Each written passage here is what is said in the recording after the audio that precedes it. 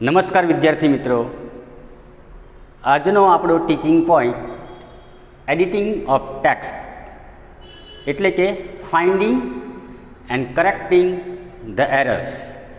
સામાન્ય પ્રવાહમાં આ પ્રશ્ન ડિસ્ક્રિપ્શનમાં પૂછાય છે, જ્યારે વિજ્ઞાન પ્રવાહમાં આવીએ ત્યારે એમાં આ પ્રશ્ન મલ્ટિપલ ચોઇસ ક્વેશ્ચનમાં છે. કુલ 4 માર્કનો પ્રશ્ન છે. આ પેરેગ્રાફમાં કુલ 4 ભૂલ આપેલી હશે અને આ ભૂલ કાં ટેક્સ્ટ બેઝ હશે અને કાં ગ્રામરમાં આપણે જે પોઈન્ટ્સ ભણીએ છીએ એની ઉપર આધારિત છે. પેરેગ્રાફમાં આવી સૂચના હશે: rewrite the following paragraph or text correcting the underlined words. This point is based on grammar or prose lessons we have learned. બીજી એક ખાસ વસ્તુ કે અહીંયા જ્યારે આપણે આ પ્રશ્નમાં આવીએ ત્યારે આપણે એક વસ્તુની ખાસ કાળજી લેવી પડશે. પહેલું તો આ પ્રશ્ન છે એ ગ્રામર બેઝ અને ટેક્સ્ટ બેઝ છે. એટલે આપણે જે આપણી રીડિંગ હેબિટ છે, આપણી પ્રેક્ટિસ છે, આપણી જે પ્રિપેરેશન છે, જો યોગ્ય હોય તો એરરને શોધવી એ મુશ્કેલ નથી. અહીંયા આ પેરેગ્રાફમાં આપણે જે પોઈન્ટ્સ ભણેલા છીએ, માનો કે articles, preposition, conjunction, correlatives, pronouns, relative pronouns, singular plural, parts of speech અને અંતે ફંક્શન વર્ડ્સ. એટલે આવું ઘણું બધું ગ્રામરમાં જે આપણે શીખીએ છીએ કે જે ધોરણ 9થી આપણે શીખતા આવ્યા છીએ એના ઉપર આ પ્રશ્ન આધારિત છે. આમાંથી આપણે ભૂલ શોધવાની તો છે જ, પણ આ પેરેગ્રાફ એક છતિરહિત બને અને મિનિંગફુલ બને તો આ બે વસ્તુની પણ આપણે કાળજી લેવાની છે. આપણે જેમ અંગ્રેજીમાં એક કહેવત છે, એક સ્ટેટમેન્ટ છે કે બીટિંગ અબાઉટ ધ બુશ, એટલે કે આપણે સીધો ગોળીબાર કરવાનો નથી, અઠેક લખવાનું નથી. કારણ કે સૂચના એવી હોય જ છે કે no credit to be given and incorrect spelling, એટલે સ્પેલિંગ પણ ખોટો ન પડે અને ગ્રામેટિકલી કે જે મિનિંગફુલી જે ક્રમિક આવતું હોય એ જ આપણે યુઝ કરવાનું આવશે. બોર્ડમાં જ્યારે આ પેરેગ્રાફ લખીએ ત્યારે જ્યાં અંડરલાઇન કરી છે એમાં કંઈકની કંઈક ભૂલ છે એ આપણે શોધવાની છે. અંતે એ ભૂલ આપણને મળે પછી આખો પેરેગ્રાફ રીરાઇટ કરવાનો છે. ફક્ત જવાબ 1, જવાબ 2 આ રીતે લખવાનું નથી. એટલે આખો પેરેગ્રાફ રીરાઇટ કરવો પડશે અને જે જગ્યાએ સાચા શબ્દો જ્યાં આવતા હોય ત્યાં એ મૂકી અને પેરેગ્રાફ રીરાઇટ કરવાનો છે. તો આ વાત હતી આ પેરેગ્રાફની સામાન્ય સૂચનાની. હવે આપણે જોઈએ છીએ, અહીંયા મેં બંને પેરેગ્રાફમાં 10 એરર મૂકી છે. આપણે ફક્ત આવશે 4 ભૂલ અને એનું ડિવિઝન છે આ રીતે માર્ક્સનું, ઈચ કેરીઝ 1 માર્ક. એક ભૂલ સુધારો, સાચી લખો એટલે આપણને 1 ગુણ 1 માર્ક મળે. હવે અહીંયા આપણે પેરેગ્રાફના પ્રેક્ટિસથી આપણે જોઈએ છીએ. પેરેગ્રાફ વાંચો તો આપણા સિલેબસ પ્રમાણેનો હશે અને આપણા લેવલ પ્રમાણેનો પણ એ હોવાનો, એટલે લગભગ આપણને ભૂલ ઇઝીલી મળી જશે. અહીંયા મેં સિમ્પલ ટુ કોમ્પ્લેક્સ, એટલે એવી સાદી ભૂલ, એક પ્રેક્ટિસ થાય અને એક પ્રિપેરેશન થાય, એટલે એક સાદો પેરેગ્રાફ મેં અહીંયા મૂકેલો છે. આ અગાઉ સામાન્ય પ્રવાહમાં બોર્ડમાં પૂછાયેલો પેરેગ્રાફ છે. હવે જોઈએ છીએ શું ધ્યાનમાં રાખવું અને કઈ રીતે એરરને ડિટેક્ટ કરવી. આઈ વોન્ટ ટુ, અહીંયા જે અંડરલાઇન કરેલા શબ્દો છે એમાં એરર છે. આપણે એને અર્થપૂર્ણ અને ક્ષતિરહિત બનાવવા જઈ રહ્યા છીએ. આઈ વોન્ટ ટુ, અહીંયા ટુ હોઈ શકે અને આવું ટુ પણ હોઈ શકે. તો અહીંયા ભૂલ છે. અહીંયા ટુ આવો તો સંખ્યા છે અને આ ટુ એટલે બેહદ, હદ કરતાં પણ વધારે, જે આપણે એડવર્બનો યુઝ કરતા એની વાત છે. એટલે આ શબ્દ અહીંયા ખોટો છે. આપણે અહીંયા એવો એક શબ્દ મૂકવાનો છે કે વાક્ય પણ અર્થપૂર્ણ બને અને એ વાક્ય પાછું મિનિંગફુલ પણ બનવું જોઈએ. અહીંયા આપેલું છે વોન્ટ, એટલે કહેવાનો મિનિંગ કે આગળ અને પાછળ બંનેનો સંદર્ભ તમે કનેક્ટ કરશો એટલે જવાબ સુધી પહોંચી જશો. આપણને ખ્યાલ છે એ પ્રમાણે વોન્ટ, વિશ, લાઈક એની પછી આવતું ક્રિયાપદ, હેતુદર્શક ક્રિયાપદ એ ટુ સાથે મુકાય છે.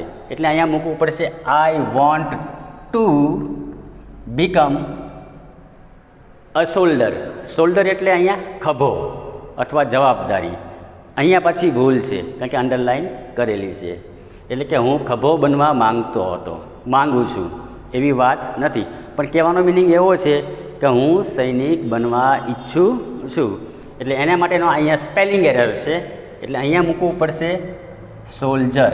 આ સોલ્જર એટલે સૈનિક કે સિપાઈ અને આ ખભો કે જવાબદારી.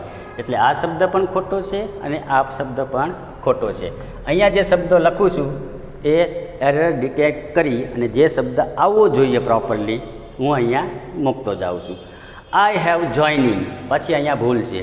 હેવ આવે, હેઝ આવે, પછી V3 આવે એટલે અહીંયા આઈએનજી ફોર્મ આવે નહીં. એટલે મારે અહીંયા મૂકવું પડશે I have join NCC form. Form એટલે રચના, પ્રકાર, રચવું એવો એનો મિનિંગ થાય. પણ અહીંયા આ જે સ્પેલિંગ એરર છે એને આપણે સુધારવાની છે. અને જ્યારે આપણે અહીંયા આ શબ્દ મૂકશું ફ્રોમ, કે જે સ્થિતિ બતાવે છે અને સમય બતાવે છે, એટલે ધોરણ 8માંથી જ એટલે અહીંયા મૂકવું પડશે ફોર્મની જગ્યાએ ફ્રોમ. આ પ્રેપોઝિશનનો અહીંયા યુઝ થશે. From class 8 only. પછી અહીંયા સો ક્યારે વપરાય તો જ્યારે રીઝન અને રિઝલ્ટ એટલે કે પરિણામ દર્શક વાક્ય પહેલાં સો અને ધેરફોર મુકાય છે. તો આની પછીનું વાક્ય પરિણામ દર્શક હોવું જોઈએ, પણ પરિણામ દર્શક વાક્ય નથી. આની પછીનું વાક્ય કારણ બતાવે છે કે મારી પાસે શરીરનો ખડતલ બાંધો કે મજબૂત બાંધો છે અથવા હતો અને માટે હું જોડાવા ઈચ્છું છું. એટલે અહીંયા મૂકવું પડશે બીકોઝ, એસ કે સિન્સ, કારણ કે અહીંયા રહેલું વાક્ય એક કારણ દર્શક વાક્ય છે. એટલે અહીંયા મૂકી દઈશ બીકોઝ અથવા S I have a good physics. આ ફિઝિક્સ એટલે ભૌતિક શાસ્ત્ર, પદાર્થ વિજ્ઞાન. એટલે અહીંયા વિજ્ઞાનની વાત નથી, પણ હું શરીરના બાંધાથી ખડતલ એ મજબૂત. તો અહીંયા મૂકવું પડશે આપણે યોગ્ય એનો સ્પેલિંગ. તો એનો સ્પેલિંગ થશે ફિઝિક. આ ફિઝિક એટલે શરીરનો બાંધો કે કદ, અને આ ફિઝિક્સ એટલે સબ્જેક્ટ કે જેને આપણે ભૌતિક શાસ્ત્ર તરીકે ઓળખીએ છીએ. એટલે આ શબ્દ પણ ખોટો યુઝ થયો છે. એની જગ્યાએ આપણે એની ભૂલ સુધારી અને યોગ્ય મિનિંગફુલ એને મૂક્યું. એન્ડ જે અંડરલાઇન કરેલી છે એ જગ્યાએ ભૂલ શોધવાની છે. એન્ડ આઈ વોન્ટ ટુ સર્વ ફ્રોમ માય કન્ટ્રી ઓન. આપણને ખબર છે કે પ્રિપોઝિશન વગરનું વાક્ય મિનિંગફુલ બને નહીં. ઓનનો ઉપયોગ ક્યારે કરીએ તો જ્યારે કોઈ વસ્તુ અડીને પડી હોય, સ્પર્શીને પડી હોય, કોઈ સપાટી ઉપર પડી હોય ત્યારે આપણે ઓન પ્રેપોઝિશનનો ઉપયોગ કરીએ છીએ. માનો કે the book is on the table. એટલે અહીંયા જે ઓન પ્રેપોઝિશન છે એનો યુઝ ખોટો થયેલો છે. આવું વાક્ય હોય, માનો કે હું અહીં લખું the pen is my pocket. હવે આ વાક્યમાં કોઈ મિનિંગ જોવા મળશે નહીં. પ્રેપોઝિશનનું કામ શું છે તો કે વાક્યનો અર્થપૂર્ણ બનાવવાનું, એને મિનિંગફુલ બનાવવાનું. હવે જેવું હું અહીંયા ઇન મૂકીશ તો વાક્ય અર્થપૂર્ણ બનશે. The pen is in my pocket. એટલે આ સ્થિતિ બતાવે છે. એટલે પ્રેપોઝિશન વગરનું વાક્ય અર્થપૂર્ણ બને નહીં. It doesn't make a clear sense. એટલે અહીંયા જે પ્રેપોઝિશનની ભૂલ છે ઓન, કે જે સ્થિતિ બતાવે છે કોઈ વસ્તુ અડીને સ્પર્શીને કોઈ સપાટી ઉપર પડેલી હોય ત્યારે આપણે ઓન પ્રેપોઝિશનનો યુઝ કરીએ છીએ. પણ અહીંયા ભવિષ્યની સ્થિતિની વાત છે, ભવિષ્યમાંની વાત છે. એટલે અહીંયા મૂકવું પડશે ઇન. ઇન એટલે ફ્યુચર, સોરી ઇન એટલે માં કે અંદર, ભવિષ્યમાં. આઈ વોન્ટ ટુ સર્વ for my country in future. અહીંયા પાછો ફૂલ સ્ટોપ. આઈ ન્યૂ એટલે જાણ્યું. નો V1, ન્યૂ V2 અને નો ન્યૂ અને નોન એ એનું V3 થશે. પણ અહીંયા પેરેગ્રાફ જોઈએ તો સાદા વર્તમાન કાળમાં જોવા મળે છે, એટલે કે વર્તમાન દર્શક ક્રિયાપદો અહીંયા જોવા મળે છે. હું જાણું છું, હું સમજું છું, એટલે આ ભૂતકાળની વાત નથી, એટલે ભૂતકાળનું ક્રિયાપદ લઈ શકાય નહીં. તો અહીંયા ક્રિયાપદની ભૂલ છે, એટલે હું ક્રિયાપદ મૂકીશ I know that his life is full. આ ફૂલ એટલે મૂર્ખ કે વિદૂષક, પણ થી ભરેલું. આપણને ખ્યાલ છે એ પ્રમાણે સૈનિકનું જીવન એ પડકારોથી કે જોખમોથી ભરેલું છે, એટલે અહીંયા મૂકવું પડશે ફૂલ, થી ભરેલું. Full of risk and challenges. I like to take up challenges બટનો યુઝ ત્યારે થાય કે જ્યારે આપણે વિરોધાભાસી વાત કરવાની હોય, એક બાબતથી બીજી બાબત વિરોધમાં હોય તો. જ્યારે અહીંયા એક બાબતથી બીજી બાબત વિરોધમાં નથી, એટલે કંજક્શનની ભૂલ છે, એટલે અહીંયા મૂકવું પડશે એન્ડ. શા માટે એન્ડ? તો કે એન્ડ સંયોજક છે એ બે વાક્યને કે બે ક્લોઝને જોડે છે, અથવા પરસ્પર થતી બે ક્રિયાઓને પણ જોડે છે. એક પછી તરત બીજી ક્રિયા થાય ત્યારે પણ આપણે એન્ડનો યુઝ કરીએ છીએ. અને બીજા શબ્દોમાં કહીએ તો કે બે શબ્દો કે બે વાક્યને જોડવા આપણે એન્ડ કંજક્શન લઈએ છીએ. એટલે અહીંયા બટને પણ મૂકવું પડશે એન્ડ ટ્રાય ટુ ઓવરકમ ધેમ. એટલે આ 10 ભૂલ જોઈ શકાય છે. હવે આવો પેરેગ્રાફ હોય તો હવે આપણે શું કરવાનું આવશે પરીક્ષામાં? આખો પેરેગ્રાફ રીરાઇટ કરવો પડશે. આ ફરજિયાત કામ કરવાનું આવશે. I want to become a soldier. I have join NCC from class 8th only because I have a good physique and I want to serve for my country in future. I know that is life is full of risk and challenges. I like to take up challenges and try to overcome them. એટલે paragraph વાંચશો એટલે શબ્દો અને એની ક્રમિક ઘટના એ યોગ્ય હોય એવું તમને જોવા મળશે. એટલે આ રીતે આપણે એરર કરેક્શન પહેલાં એને ડિટેક્ટ કરો અને પછી યોગ્ય શબ્દ મૂકી અને એ ક્ષતિરહિત બીજા શબ્દોમાં કહીએ તો આખો પેરેગ્રાફ અર્થપૂર્ણ બનાવવાનો છે. બીજો પેરેગ્રાફ, વી વિઝિટેડ સાયન્સ સિટી. અહીંયા સ્પેલિંગ એરર છે, એનો એકચ્યુઅલી સ્પેલિંગ થશે સિટી. એટલે અમુક વસ્તુ એવી હશે કે તમને ઇઝીલી ખ્યાલ આવી જશે કે આ રીતે સ્પેલિંગ બને નહીં. સિટીનો સ્પેલિંગ ખરેખર આ રીતે છે. વી વિઝિટેડ સાયન્સ સિટી. અહીંયા આપ્યું છે હું. રિલેટિવ પ્રોનાઉન કે એની ભૂલ છે. આ બે વાક્યને આપણે કમ્પેર કરીએ. હું ક્યારે લઈએ તો વ્યક્તિની કે મનુષ્યની વાત હોય આગળના ક્લોઝમાં કે વાક્યમાં, ત્યારે આપણે હુંનો ઉપયોગ કરીએ છીએ.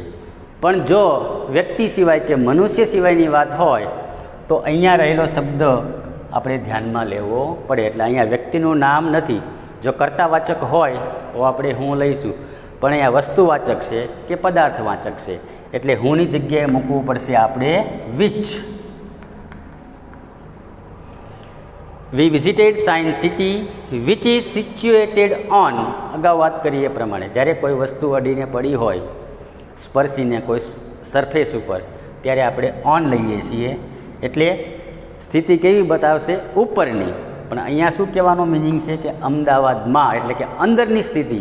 તો એના માટે પ્રેપોઝિશન લેવું પડશે ઇન અહેમદાબાદ. નેક્સ્ટ પછીનું ભવિષ્યનું, next Sunday, next month, next year. પણ અહીંયા જાઓ તો પેરેગ્રાફ ભૂતકાળમાં જોવા મળે છે.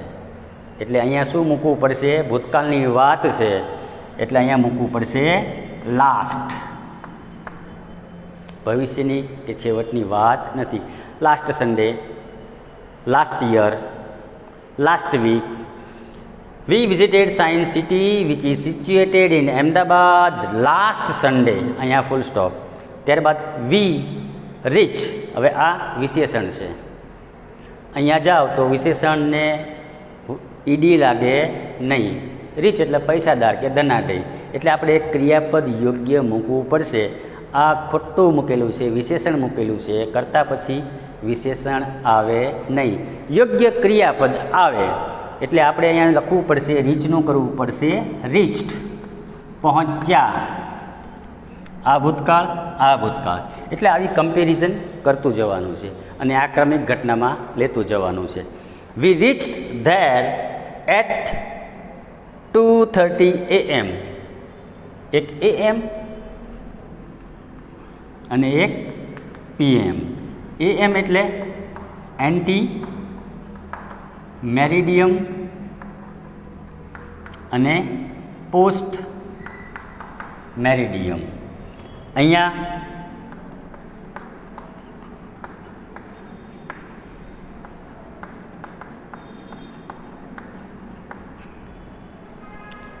AM અને PM આપણને ખ્યાલ છે એ પ્રમાણે રાતના 12 વાગ્યાથી બપોરના 12 વાગે ત્યાં સુધીના સમયને આપણે કહીશું AM. અને બપોરના 12 વાગ્યાથી શરૂ કરી અને રાતના 12 વાગ્યા સુધીના સમયને કહીશું આપણે PM. એટલે અહીંયા નૂનની વાત છે એટલે અહીંયા AM છે એની જગ્યાએ શું આવવું જોઈએ? PM. We reached there at 2:30 PM. મધ્યાહન પહેલાં, મધ્યાહન પછી. PM in the afternoon. અહીંથી પણ ખ્યાલ આવે છે. એટલે આવા કીવર્ડ્સ, આવી લેંગ્વેજ આઇટમ્સથી આપણને ખ્યાલ આવી જાય કે બપોરના સમયની વાત છે એટલે આ આવે નહીં. સવારના સમયની વાત હોય એટલે કે રાત્રિના 12 વાગ્યાથી બપોરના 12 વાગ્યા સુધીની વાત હોય ત્યારે આપણે મૂકી શકીએ. પણ જેવા બપોરના 12 વાગે ત્યાંથી શરૂ કરી અને રાત્રિના 12 વાગ્યા સુધીના સમયને આપણે મૂકશું PM in the afternoon. We enjoy the thrills. અહીંયા ભૂલ છે, આ બહુવચનમાં આવે નહીં એટલે આપણે મૂકવું પડશે એને થ્રિલ્સ એટલે વેવ ઓફ એન એક્સાઇટમેન્ટ. અહીંયા મૂકવું પડશે thrill ride. We also show. અહીં શો એટલે પ્રદર્શન, ખેલ. કોઈ ટીવી હોય કે પિક્ચર હોય એના પ્રદર્શનની વાત છે. પણ અહીંયા ખરેખર ફિલ્મ જોવાની વાત છે એટલે એક ક્રિયાપદ લેવું પડશે. અહીંયા નાઉન ચાલશે નહીં. હવે ક્રિયાપદ જોઈએ તો અમે જોયું એટલે સી, એનું ભૂતકાળનું રૂપ સો અને એનું થશે સીન. એટલે અહીંયા મૂકવું પડશે આપણે વી ઓલ્સો. કાળ જુઓ તો ભૂતકાળનો છે રીચ્ડ અને વિઝિટેડ એટલે અહીંયા V2 મૂકવાનું આવશે. વી ઓલ્સો સો. હવે અહીંયા આર્ટિકલની ભૂલ છે. ડેફિનેટ આર્ટિકલ અને ઇનડેફિનેટ આર્ટિકલ. ઇનડેફિનેટમાં બે છે, એ અને એન. જો નાઉન એક વચનમાં હોય તો આપણે આર્ટિકલ એ કે એન લઈએ છીએ, પણ એ લેવાનો. જો અહીંયા આપેલો લેટર એ વોવેલ સ્વરૂપે હોય એટલે કે it depends on pronunciation. A, E, I, O, U આ 5 વોવેલ છે, બાકી બધા કોન્સોનેન્ટ છે. એટલે અહીંયા મૂકવું પડશે આપણે આના ઉચ્ચાર પ્રમાણે, આ લેટરના ઉચ્ચાર પ્રમાણે મૂકવું પડશે વી સો એન એનિમેશન ફિલ્મ. એટલે આર્ટિકલ એ લેવો કે એન લેવો, ઇટ્સ ડિપેન્ડ્સ ઓન પ્રોનાઉન્સિએશન. જો વ્યંજન હોય તો આર્ટિકલ એ લઈશું અને જો સ્વર હોય તો આર્ટિકલ એન. પણ એના ઉચ્ચાર ઉપર આપણે આધાર રાખીશું. માનો કે આમ હોય એન ઓનેસ્ટ મેન.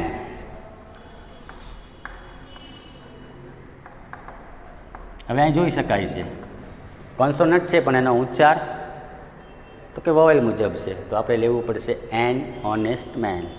આમાંય હોય છે આઈ હેવ ખાલી જગ્યા રૂપી નોટ. અહીંયા એ કે એન, આઈ હેવ અહીંયા હું મૂકી દઉં છું 1. હવે અહીંયા ઓ છે પણ એનો ઉચ્ચાર તો કોન્સોનન્ટ પ્રમાણે છે એટલે કે વ છે, તો અહીંયા મૂકવું પડશે આઈ હેવ અ 1 રૂપી નોટ.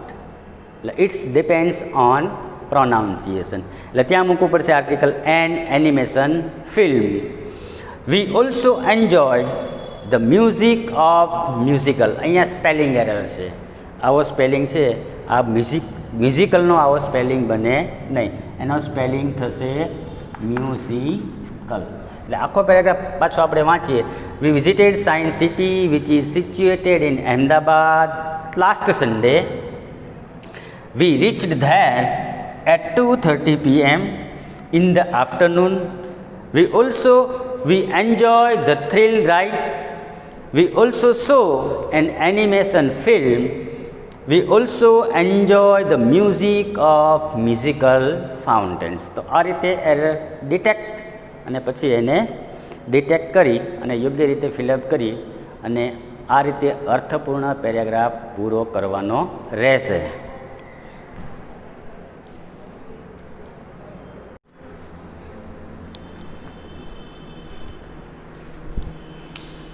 આપણી પ્રેક્ટિસનો ત્રીજો પેરેગ્રાફ. આપણા સિલેબસ પ્રમાણે આ પ્રશ્ન ત્યારે જ કવર થઈ શકે આપણી રીડિંગ હેબિટ, આપણી પ્રેક્ટિસ, આપણું પ્રિપેરેશન અને અગાઉનું બેઝિક. તો આવી સામાન્ય ભૂલ શોધતા આપણને ઝાઝી વાર લાગતી નથી. તો આવા બધા કારણોથી આ પ્રશ્નમાં આપણે ઓવરકમ થઈ શકીએ છીએ. ત્રીજા પેરેગ્રાફને સોલ્વ કરીએ છીએ. અંડરલાઈન આપેલી છે, અહીંયા 10 ભૂલ છે. આપણને કુલ 4 ભૂલ શોધવાની આવશે અને અર્થપૂર્ણ એને લખવાની આવશે. અહીંયા આર્ટિકલ એ, ડેફિનેટ ઇનડેફિનેટ આર્ટિકલ એ અને એન. અહીંયા આપણને ખ્યાલ છે એ પ્રમાણે અહીંયા હિમાલયાસ એટલે નદી, પર્વત, નહેર, સમુદ્ર, અખાત વગેરેના નામની આગળ હંમેશા આર્ટિકલ ધ લાગે. અહીંયા હિમાલયાસ એટલે હિમાલયના પર્વતીય શ્રેણીઓની વાત છે, એટલે અહીંયા આ આર્ટિકલ ખોટો યુઝ થયેલો છે. તો આની જગ્યાએ મૂકવું પડશે આ article the. The Himalayas is one of the. આપણને ખબર છે, આપણે ડિગ્રી ભણ્યા, મોટાભાગે ફંક્શન બેઝ આપણને પૂછાવાની શક્યતા રહેલી છે. એટલે અહીંયા વન ઓફ ધી સુપરલેટિવ ડિગ્રીમાં આવે, પોઝિટિવ, કમ્પેરેટિવ અને સુપરલેટિવ. બિગ, બિગર અને બિગેસ્ટ આપણને ખ્યાલ છે એ પ્રમાણે સમાનતા દર્શક, અધિકતા દર્શક અને શ્રેષ્ઠતા દર્શક. એટલે અહીંયા સુપરલેટિવ ડિગ્રીમાં વન ઓફ ધી આવે, એટલે અહીંયા ફોર્મ કયું હોવું જોઈએ? વિશેષણનું ફોર્મ સુપરલેટિવ ડિગ્રીનું હોવું જોઈએ. એટલે બિગ કમ્પેરેટિવમાં બિગર અને સુપરલેટિવમાં થશે બિગેસ્ટ. એટલે અહીંયા મૂકવું પડશે આપણે બિગેસ્ટ. આ બધા કીવર્ડ્સ છે, આ બધી લેંગ્વેજ આઇટમ્સ છે કે જેની ઉપરથી આપણને ખ્યાલ આવે કે આમાં શું મૂકી શકાય. માનો કે અહીંથી આપણે અહીંયા સ્પષ્ટ થઈ જઈએ, અહીંયા વન ઓફ ધી એટલે આ ફોર્મ ખોટું છે. એટલે આ એક લોજિકલી મૂકેલું હશે સેન્ટેન્સ પેટર્ન પ્રમાણે અને ક્રમિક ઘટના પ્રમાણે. આવું તમને કંઈક ને કંઈક જોવા મળશે, એની ઉપરથી તમે ડિસાઇડ કરી શકશો કે અહીંયા કયું મૂકવું જોઈએ. ઇટ ઇઝ સિચ્યુએટ સ્થાયી હોવું અથવા હોવું, તો અહીંયા આ ભૂલ છે. અહીંયા શું મૂકવું પડશે? અત્યારે હિમાલય સ્થાયી છે, તો અહીંયા મૂકવું પડશે it is situated in the north of India. પાછી અહીંયા ભૂલ છે. પ્રોપર નાઉન હંમેશા કેપિટલ ફોર્મમાં આવે, એટલે અહીંયા કઈ ભૂલ છે? તો કે આઈની. એટલે અહીંયા મૂકીશું આપણે ઇન્ડિયા. ધેર આર મેની, અહીંયા મેની આવે કાઉન્ટેબલ, એટલે આ ઓળખદર્શક શબ્દ એક વચનમાં મૂકી શકાય નહીં. એટલે અહીંયા મૂકવું પડશે મેની બરાબર અહીંયા મેની હિલ સ્ટેશન્સ. એટલે આ ઓળખદર્શક શબ્દ બહુવચનમાં નહોતો, એ આપણે એરર ડિટેક્ટ કરી અને એને કરેક્ટ કરી. Every year 1000 of pilgrims visited. હવે અહીંયા એવરી યરની વાત છે. Daily, mostly, generally, every day, every year, every week, every month, ત્યારે હંમેશા આ કાળ વાપરી શકતા આપણે નથી. ભૂતકાળનું ક્રિયાપદ લઈ શકાય નહીં. આવી પરમાનન્ટ ક્રિયાઓ, રોજબરોજ થતી ક્રિયાઓ, હંમેશા થતી ક્રિયાઓ અને અવારનવાર થતી ક્રિયાઓ, એને શેમાં લેવાય તો કે સાદા વર્તમાન કાળમાં આપણે લેવું જોઈએ. એટલે આ સબ્જેક્ટ વર્બ એગ્રીમેન્ટ છે એ પણ આપણે ધ્યાનમાં લેવાનું છે. એટલે આ સબ્જેક્ટ વર્બ એનું જે એગ્રીમેન્ટ છે, એનું જે કોમ્બિનેશન છે એ ખોટું છે, અને વત્તા ક્રિયાપદ કે કાળ પણ ખોટો છે, જે આની ઉપરથી આપણને ખ્યાલ આવે છે. અહીંયા કેટલા છે તો કે અહીંયા વધારે છે, એટલે આપણે મૂકી શકીએ વિઝિટ એક વચન હોય તો SKES લાગે, પણ અહીંયા બહુવચન છે એટલે અહીંયા મૂકવું પડશે visit there. They go there. આ ધેર એટલે તેઓ, તેઓનું, માલિકીનું આપણે આ ધેર મૂકીએ છીએ, પણ અહીંયા જગ્યાનો સંદર્ભ છે. They go there the Himalayas, એટલે મૂકવું પડશે સ્થળ દર્શક ધેર. આ ખોટું છે, એટલે આવી સામાન્ય એરર જોવા મળશે. They go there with a view to, આ આપણે જે ભણ્યા છે એ પ્રેપોઝિશનલ ફ્રેઝ, એની પછી આવતું હેતુદર્શક ક્રિયાપદ ING ફોર્મમાં આવે, જે અહીંયા નથી, કે જે એરર હતી એને આપણે ડિટેક્ટ કરી, એટલે અહીંયા મૂકશું આપણે પ્રેઇંગ ઓલ માઇટી શિવા. અહીંયા full stop. My grandfather use to ક્યારે લઈએ છીએ તો આ સહાયકારક ક્રિયાપદને habitual action in the past, કોઈ ક્રિયા કે ટેવ ભૂતકાળમાં હતી કે જે થતી હતી પણ હાલ થતી નથી, બંધ થઈ ગઈ છે અથવા અટકી ગઈ છે. એટલે આ સહાયકારક ક્રિયાપદ ભૂતકાળમાં કોઈ ક્રિયા નિયમિત થતી હતી, પણ એની સાથે શું આવવું જોઈએ? સેન્ટેન્સ પેટર્ન પ્રમાણે અને સ્ટ્રક્ચર પ્રમાણે અહીંયા મૂળ ક્રિયાપદ આવવું જોઈએ, જે અહીંયા V2 આપેલું છે. આ ગોનું વેન્ટ, અને પછી એનું પાછું V3 ગો, V1, V2 અને V3. એટલે આ સહાયકારક ક્રિયાપદ સાથે મૂળ ક્રિયાપદ હોવું જોઈએ, એટલે અહીંયા મૂકવું પડશે આપણે યુઝ ટુ ગો ધેર. અહીંયા full stop. How wonderful it is. હવે અહીંયા ભૂલ છે, વાક્યનો પ્રકાર આપેલો છે, સાદું વાક્ય, વિધાન વાક્ય, પ્રશ્ન વાક્ય. અહીંયા હાવ આપણને ખ્યાલ છે એ પ્રમાણે એક્સક્લેમેટરી સેન્ટેન્સની શરૂઆત વોટ કે હાવથી હોય. અહીંયા રિયલી, ઇન્ડીડ, વન્ડરફુલ વગેરે જેવા એડજેક્ટિવ હોય. અહીંયા આ કરતા છે ઇટ, ઇઝ, પછી ફૂલ સ્ટોપ. આ જે પંક્ચ્યુએશન માર્ક્સ છે એની પણ ભૂલ હોઈ શકે છે, એટલે અહીંયા પંક્ચ્યુએશન માર્ક્સમાં ભૂલ છે. આ માર્ક છે એ ખોટું છે, અહીંયા ફૂલ સ્ટોપ હોવું જોઈએ નહીં, કારણ કે સેન્ટેન્સ છે એક્સક્લેમેટરી. જે હાવથી ખબર પડી ત્યારબાદ વિશેષણ આપેલું છે, અહીંયા કરતા છે, અહીંયા ક્રિયાપદ છે, એટલે અહીંયા મૂકવું પડશે આપણે ઉદ્ગાર ચિહ્ન.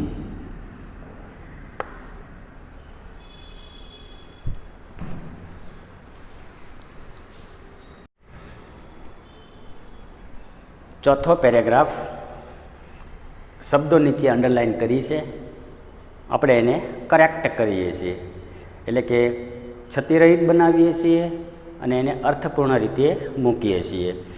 નીરવ સ્ટડીઝ, આ બધું આપણે જોતું જવાનું છે, એનો ખ્યાલ પણ રાખતો જવાનો છે. અહીંયા માનો કે સાદો વર્તમાનકાળ છે, એટલે એની ઉપરથી આપણને ઘણી વસ્તુ ઇઝીલી પકડાઈ જશે. Nirav studies in 10th standard.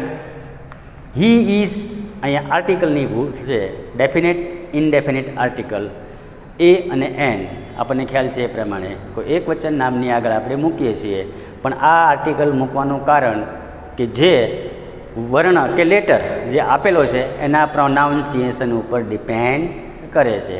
એટલે અહીંયા જે વોવેલ છે A, E, I, O, U અને બાકી બધાના જે કોન્સોનન્ટ છે અહીંયા આપણે જોઈએ છીએ તો અહીંયા આઈ છે, એટલે ઇન્ટેલિજન્ટ, એટલે A, E, I, એટલે અહીંયા મૂકવું પડશે આપણે એન ઇન્ટેલિજન્ટ બોય. આપણને ખબર છે આ નાઉન એક વચનમાં હતું, એટલે આપણે આર્ટિકલ લીધો, પણ એ આના પ્રોનાઉન્સિએશન ઉપર કામ કરશે, ડિપેન્ડ રહેશે. એટલે અહીંયા એ નહીં, પણ શું આવવું જોઈએ? Article an. He is an intelligent boy. He is good. He is also a very hardly.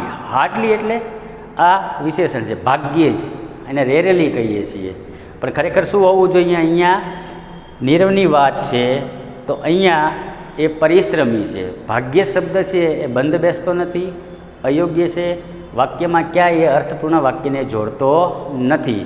એટલે અહીંયા શું કરવું પડશે? આપણે એક વિશેષણ મૂકવું પડશે. વિશેષણ એટલે એવું પદ કે નામના અર્થમાં વધારો કરે. હી is also a very hard working boy, એટલે કે પરિશ્રમી છોકરો છે. લાસ્ટ યર પાછું આપણને અહીંથી ખ્યાલ આવશે. હી સ્ટેન્ડ્સ, એટલે અહીંયા સબ્જેક્ટ અને વર્બનું જે એગ્રીમેન્ટ છે એ ખોટું છે. અહીંયા લાસ્ટ યર તો અહીંયા શું આવવું જોઈએ? તો કે V2 આવવું જોઈએ. એટલે અહીંયા મૂકવું પડશે આપણે સ્ટુડ. સ્ટેન્ડનું V2 અને સ્ટેન્ડ, સ્ટુડ અને પાછું સ્ટુડ. લાસ્ટ યર આ હોવાને નાતે હી સ્ટુડ ફર્સ્ટ બિટવીન, અહીંયા પ્રેપોઝિશનની ભૂલ છે. કોઈ બે વસ્તુ વચ્ચેની વાત હોય કે બે વ્યક્તિ વચ્ચેની વાત હોય ત્યારે આપણે મૂકીએ છીએ બિટવીન. પણ જો જૂથ કે સમૂહની વાત હોય તો બિટવીન લઈ શકાય નહીં. એટલે અહીંયા મૂકવું પડશે અમંગ. જૂથની વાત છે, સમૂહની વાત છે.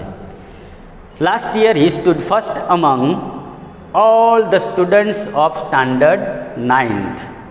હી ગેટ્સ, પાછું સબ્જેક્ટ અને વર્બ એનું એગ્રીમેન્ટ નથી, એનું કોમ્બિનેશન નથી. કારણ કે અહીંયા ભૂતકાળની વાત છે એ આપણને ખ્યાલ આવે છે અહીંથી, પણ અહીંયા વર્તમાન દર્શક ક્રિયાપદ જોવા મળે છે. એટલે આનું શું કરવું પડશે? તો કે V2. ગેટ, ગોટ અને ગોટ.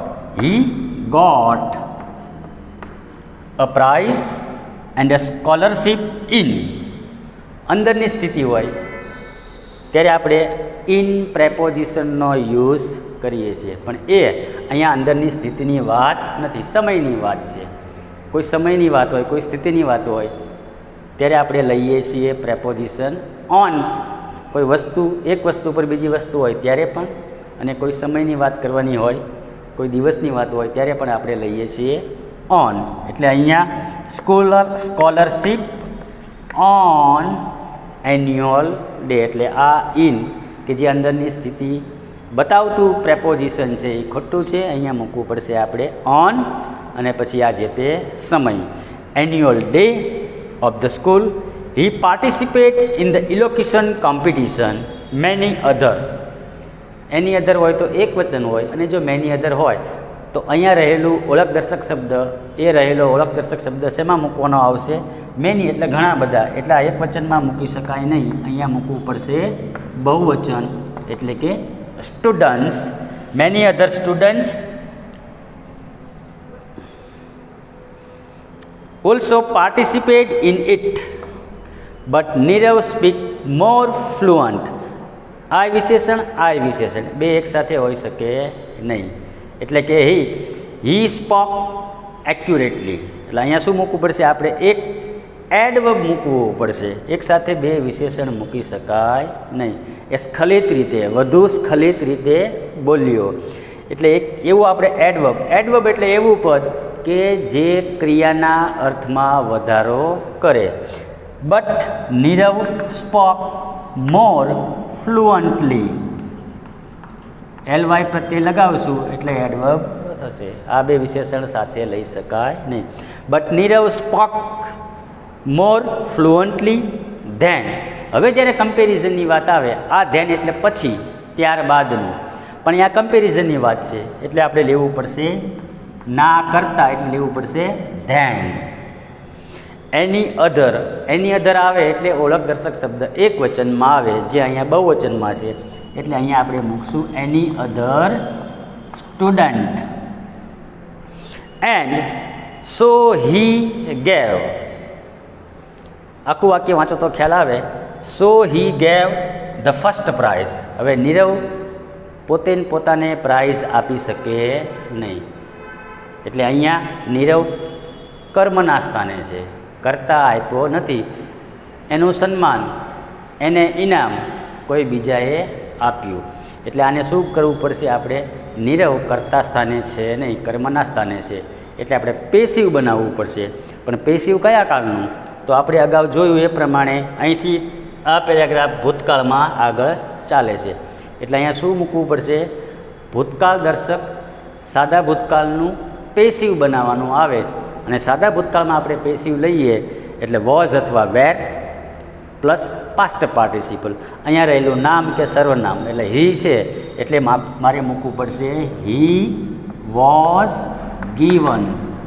તો આવી પણ ક્યારેક ભૂલ હોઈ શકે છે. અહીંયા નીરવ કર્તાના સ્થાને નથી, એને કોઈ બીજાએ કોઈ ઇનામ આપ્યું, એ પોતે ને પોતે ઇનામ લઈ શકે ને એનું સન્માન બીજાએ વધાર્યું, એટલે અહીંયા લેવું પડશે આપણે પેસિવ ફોર્મમાં.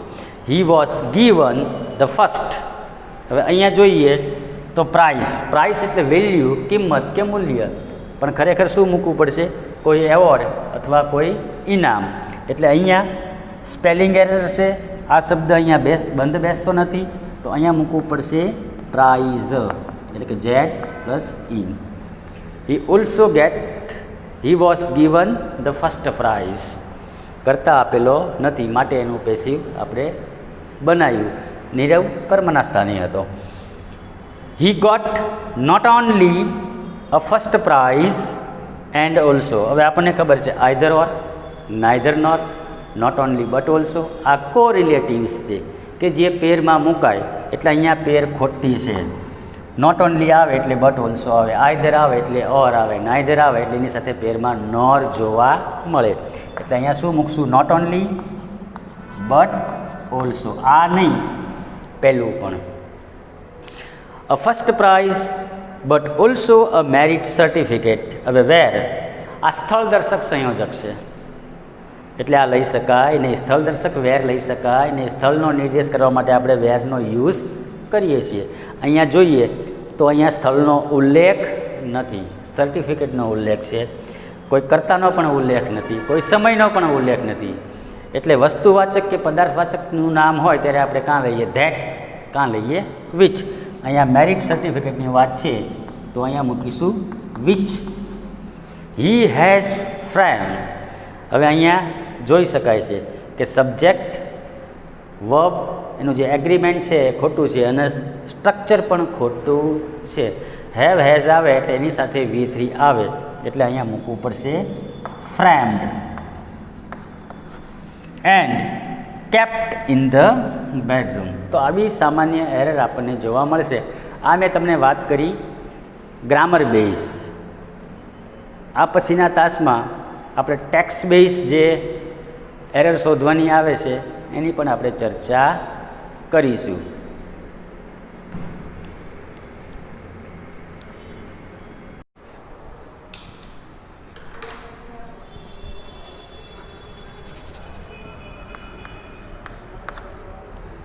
આપણી એક્સરસાઇઝનો 5મો પેરેગ્રાફ અંડરલાઇન કરેલી છે.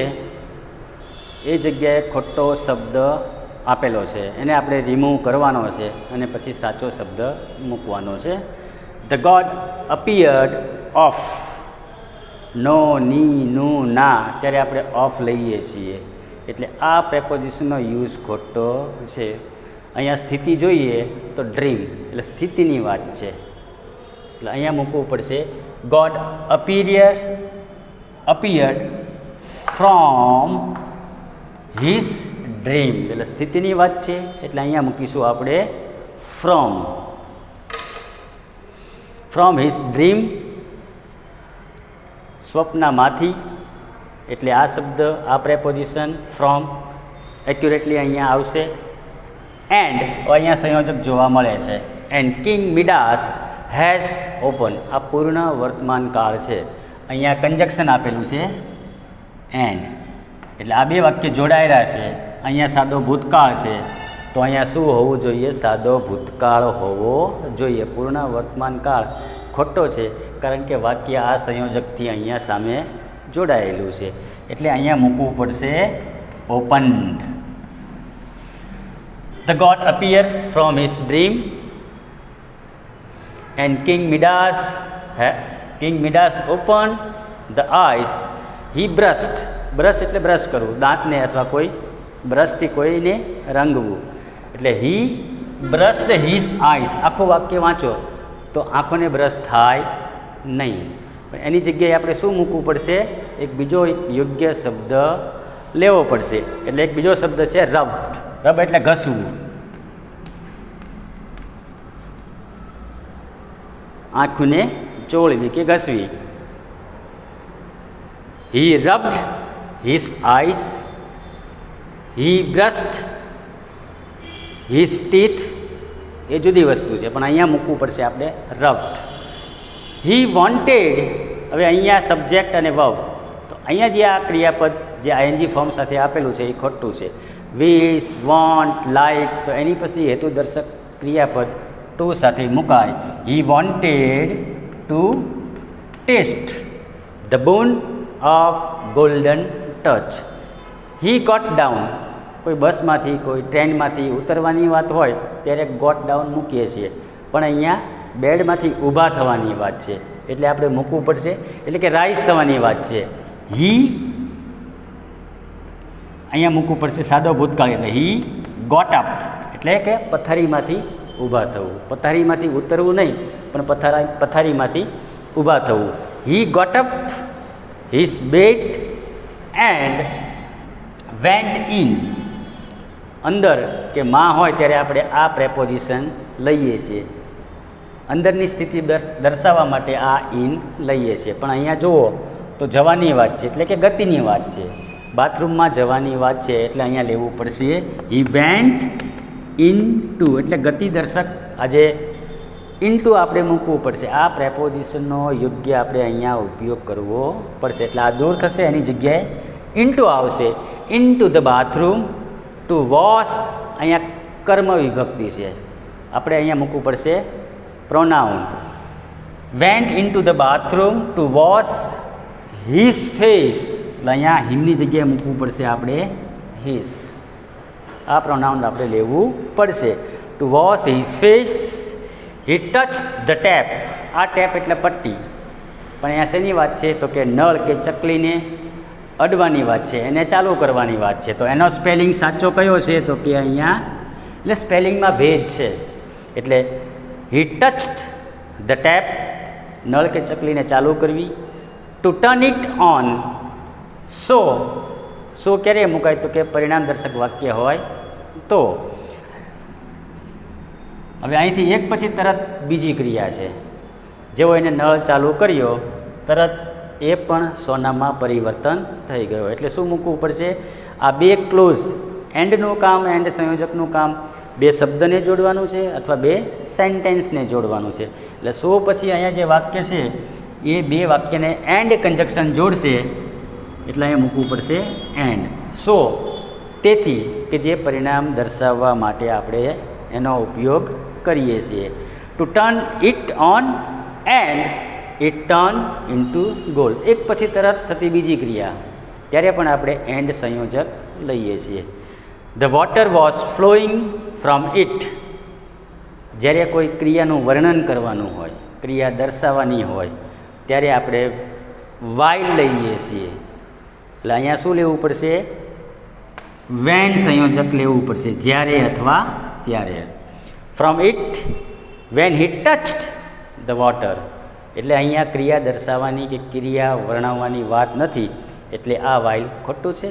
એની જગ્યાએ મૂકશું આપણે આ સંયોજક, એટલે કે when he touch the water it also turn into the gold, the king was made with જોય. તો આ રીતે શબ્દને દૂર કરો, સાચા શબ્દ લખી અને આખો પેરેગ્રાફ રીરાઇટ કરવાનો છે. જ્યાં સાચા શબ્દો મૂકો ત્યાં કાં અંડરલાઇન કરો અને કાં બોક્સ કરો, એટલે કે પરીક્ષક સીધું આ તમારું પેપર ઇઝીલી જોઈ શકે.